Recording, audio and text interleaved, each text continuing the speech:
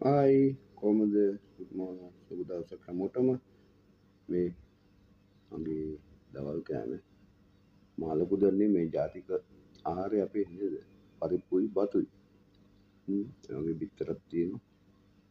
පරිප්පු සමග බිත්තර කොහමද ලස්සනද කෑම එක මේ දවස් දෙකකින් පස්සේ බත් කන්නේ වැඩි වත් කන්නේ නැහැ කොහමද කියලා අපි කමු නේද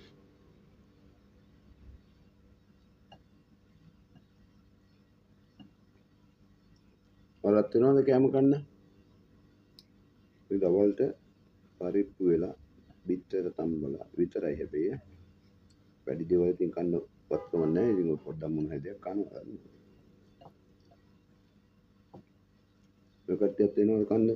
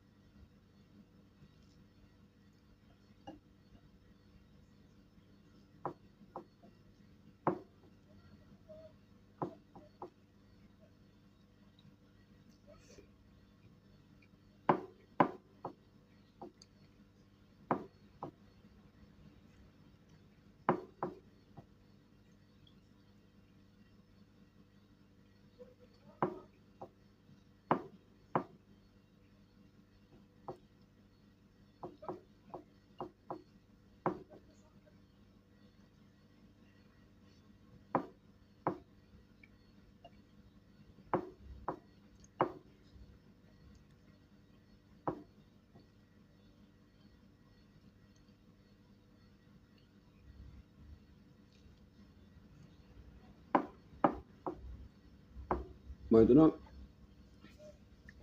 පරිප්පු කන්න අකමැති කිසිම කෙනෙක් නැහැ මම හිතන්නේ අපේ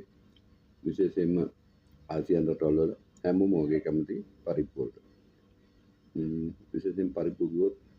ඉන්දියාව නේපාලය පාකිස්තානය ශ්‍රී ලංකාව